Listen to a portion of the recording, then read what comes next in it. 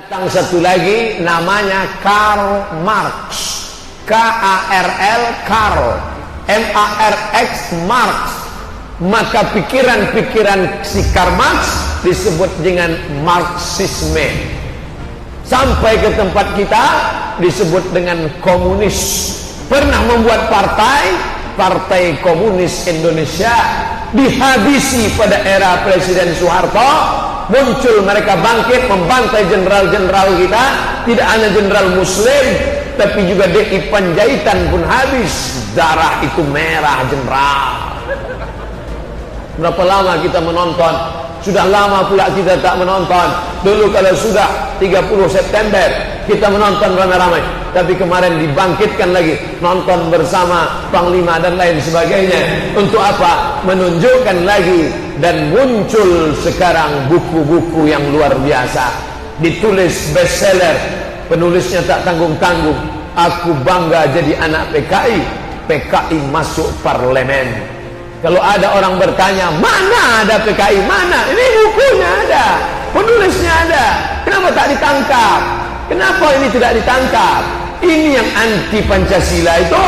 Yang anti Pancasila itu ini. Anti Pancasila sila keberapa? Sila pertama, ketuhanan yang Maha Esa. Komunis tak percaya sama Tuhan sama sekali.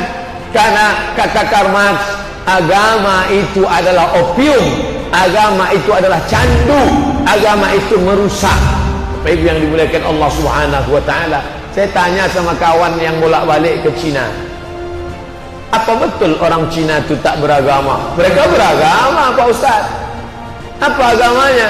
Hindu ada, Buddha ada, Konghucu ada, Kristen ada, tapi pemerintahnya tidak percaya agama. Rakyatnya beragama, presidennya, menterinya, partainya tak percaya agama. Kenapa melarang agama? Karena kata mereka, kalau orang ini beragama, nanti dia akan kelahi. Agama mengajarkan ekstrim, agama mengajarkan kekerasan, agama menganggap selain dia adalah kafir, mesti dihabisi, mesti dibunuh. Tidak begitu dengan Islam. Islam tidak pernah mengajarkan kalau tetanggamu Kristen, kau bakar rumahnya, kau pancung lakinya, kau larikan bininya. Tak pernah Islam mengajarkan itu. Mereka suuzon terhadap Islam. Apa pernah Nabi Muhammad membawa pedang? Siapa yang tak masuk Islam, pancung kepalanya? Tidak ada. Nabi tahun ke-8 Hijrah masuk ke kota Makkah. Peristiwa Fathu Makkah, 10.000 pasukan dibawa oleh Muhammad sallallahu alaihi wasallam. Panglima perangnya bernama Sa'ad bin Ubadah. Dicabutnya pedang. Hadza yaumul marhamah. Ini hari balas dendam. Hancurkan orang Makkah. Nabi memanggil Sa'ad, sini kau Sa'ad, sini Sa'ad. Apa kau katakan tadi? Hadza yaumul marhamah. Hadza yaumul marhamah. Ini hari balas dendam. Apa kata Nabi? Hadza yaumul marhamah. Ini hari berkasih sayang. Tidak ada yang dipancung Nabi kepalanya, tidak ada yang dipotong Nabi hidungnya.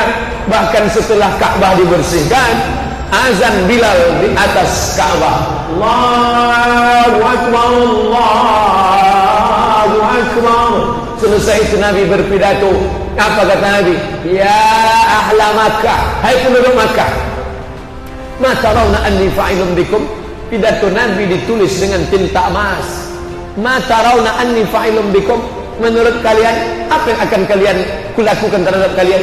Kalian usir aku 8 tahun yang lalu. Kalian siram dengan tai onta. Kalian cekik aku saat salat di Ka'bah. Kalian bunuh pamanku Abu Talib. Kalian bunuh pamanku Hamzah. Kalian potong-potong hidungnya. Kalian mutilasi. Kalian belah jantungnya. Kalian kunyah. Apakah aku sekarang akan membunuh? Apa kata penduduk Makkah kafir Quraisy? Antum saudara kami, hai Muhammad, akhil karim wa ibnu akhil karim. Akhil karim, engkau saudara kami yang mulia. Wa ibnu akhil karim, bapakmu datukmu saudara kami. Apa kata Nabi SAW? Izhabu wa antumut tulaqa. Izhabu, izhabu, izhabu. Pergilah, pergilah, pergilah. Wa antumut tulaqa. Kalian bebas sebebas-bebasnya. Tidak ada satupun yang dipancung kepalanya. Turun ayat. Idza jaa nasrullahi wal ketika datang kemenangan dan pertolongan Allah dan kemenangan. Wa ra'aitan nas, kau tengok mereka masuk Islam, yadkhuluna fi dinillahi afwaja, berbondong-bondong, bukan satu, bukan dua, bukan lima, berbondong-bondong mereka masuk Islam. Maka masuk Islam bukan karena Nabi mengancam mereka, la ikraha fid din. Ini Marx mengatakan agama mengajarkan permusuhan. Tidak begitu dengan agama Islam. Islam mengajarkan kedamaian. Wa ma arsalnaka illa rahmatan lil alamin. Oleh sebab itu, ketika dulu bapaknya, kalau zaman Orde Baru ditulis di situ di ujung KTP-nya, apa dia? Bekas orang terlibat, OT, orang terlibat. Kakeknya, mbaknya, ayahnya, emaknya dulu pernah terlibat PKI. Siapa yang tak pernah punya masa lalu? Islam tidak mengajarkan dosa warisan. Wala taziru waziratu wizra ukhra. Kita tidak memikul dosa datuk kita, kita tak memikul dosa kakek kita. Maka siapa yang kakeknya, mbaknya, datuknya, pakciknya, pamannya, ayahnya, emaknya tahun 1965 pernah terlibat PKI, itu masa lalu. Kita jangan ikut-ikutan, tetap jaga. Saya Muslim. Dulu banyak orang kampung ikut PKI bukan karena keyakinan, tapi karena susah waktu ingin dapat tanah. Dulu orang cuma mau dapat tanah. Ini pergolakan ekonomi, lagi-lagi ekonomi. Maka yang dulu pernah, kita pun jangan ejek orang. Aku tak kusumpahkan kau nikah sama anak dia. Kenapa? Itu atuk-atuknya PKI dulu. Mereka kan tak berdosa, mereka tak ada kepentingan, bukan tahu dia baca tulis pun dia tak paham. Maka anak cucunya sekarang menggabungkan diri dengan masjid yang sudah baik-baik, jangan pula ejek mengejek. La yaskhar qaumun min qaumin, janganlah sekelompok orang mengejek orang lain. Asa ayyakunu khairan minhum, boleh jadi yang diejek lebih baik dari yang mengejek. Aku keturunan Tuan Syekh, aku keturunan Tuan Guru, aku keturunan Kiai, kau keturunan setan, kau keturunan PKI. Siapa yang menjamin kita lebih mulia? Kullukum min Adam, kalian dari Adam. Wa Adam min turab, Adam dari tanah. Dari tanah diciptakan kepada tanah. Nah, jadi masalah isu-isu ini jangan lagi menghantui kita. Kita mulai hubungan baru, bahwa kau pernah punya masa lalu. Stop, mari kita balik ke masjid, ikuti pengajian.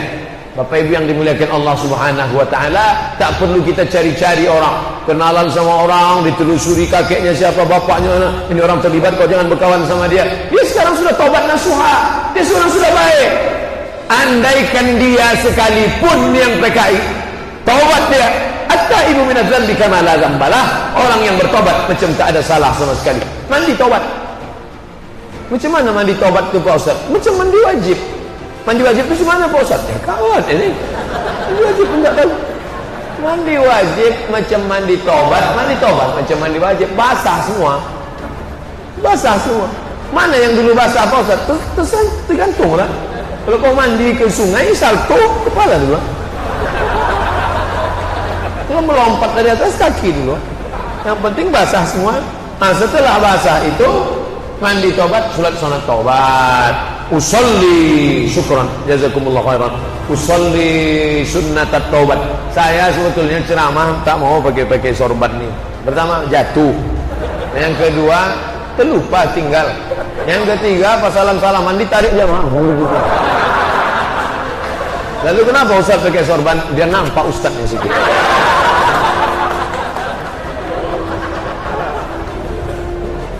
Kalau di Mesir dosen-dosen kami berpeci pun tidak pakai sorban, tidak pakai peci, pakai kaos saja. Profesor Dr. Syekh Judah Mahdi, Syekh Tarekat Naqsyabandiyah. Ya saya selama. Profesor Dr. Syekh Judah Mahdi, Syekh Tarekat Naqsyabandiyah.